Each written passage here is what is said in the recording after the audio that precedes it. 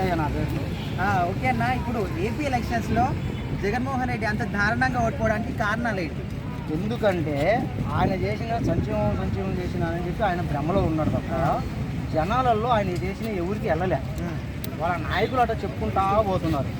కానీ ఆయన 80 మందిని ఎమ్మెల్యేలు జంబిలింగ్ చేశారు, కానీ ఎవరు గెలిచారు వాళ్ళని నేను ముందే చెప్పాను.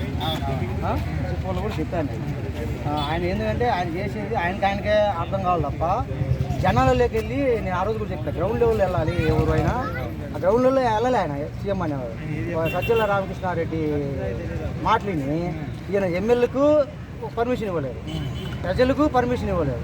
కంటైనర్ ఏది పెద్దగా ఏంది కంటైనర్ ఏమంటారు పింఛింగ్గా ఏదో ఈ మధ్య వేలు అయింది ఆల్రెడీ ఆయన ఇల్లు.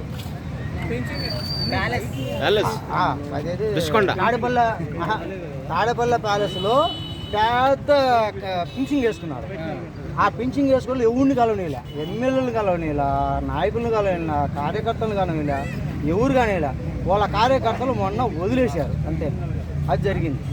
ఈయన ఏదో మేము గెలుస్తాము, సంక్షేమ పథకాలు ఇచ్చారు కదా, మేము వేస్తున్నారు మాకు ఓట్లు అన్నారు. నేనేం చెప్పాను మీకు ఎగ్జిట్ పోల్కి ముందు ఏం చెప్పా, వాళ్ళు భ్రమలో ఉన్నారండి. సంక్షేమ పథకాలు ఆయన ఏమో 3 రాజధానుల పేరు చెప్పారు. కాదు, అమరావతి అంటేనే జనాలు వేశారు. నేను చెప్పినాలే, అమరావతి రాజధాని. ఇలా నిరుద్యోగం పోయింది, అన్ని రంగాలలో దెబ్బతీశారు. ఎన్ఆర్ఎస్ పెట్టుబడిదారులు ఆయనకు రారు, చంద్రబాబు నాయుడుకి వస్తారు. ఇలా మన పవన్ కళ్యాణ్కి వస్తారు. వీళ్ళిద్దరు కూటమిలో వస్తారు, కానీ ఆయనకంటే ఎవరు పెట్టుబడిదారులు ఎవరు రారండి. ఇప్పుడు వస్తున్నారు చూడు, మళ్ళీ వస్తారు, పక్కా వస్తారు. మన పవన్ కళ్యాణ్ కానీ చంద్రబాబు కానీ వీళ్ళిద్దరు నాయకత్వంలో ఎంత వరకైనా తీసుకెళ్తారు. కానీ ఇలా రాష్ట్రాన్ని అభివృద్ధి చేసేవాళ్ళు ఏపీలో వాళ్ళిద్దరు వల్లనే అవుతుంది, 10 ఎవరితో కాదు.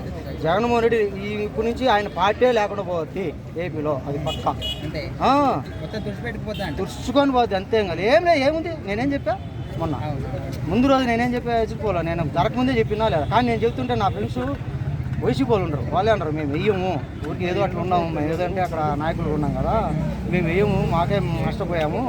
పంచాయతీలలో కానీ వాటల్లో వీటల్లో మేము పెట్టుబడి పెట్టి మేమే నష్టపోయాము, మా ఆస్తులు అమ్ముకున్నాము ఆయన వల్ల. వాటి కాంట్రాక్ట్ పనులని డబ్బులు ఆస్తులు తాకడ పెట్టి నాయకులు పెట్టి ఈయన బిల్లులు రాకుండా ఈరోజు కూడా బిల్లులు రాలేదు. చాలామంది నాయకులు అట్లా దివాలు తీసి వెళ్ళిపోయినారు. అందుకు వాళ్ళు ఎందుకు పట్టించుకుంటారు చెప్పు? ఎవరు మంచిగా చేస్తారో వాళ్ళకు ఏంటంటే ఒకసారి చూడాలని నేను చెప్పాను మీకు అంతకుముందు కూడా. ఒకసారి చూడాలని వేశారు. ఆయన నాయకత్వం నచ్చలేదు, నాకు నచ్చలేదు, ప్రజలకు నచ్చలేదు, అంతే కదా జరిగింది. ఓకే అండి, థ్యాంక్ యూ అండి.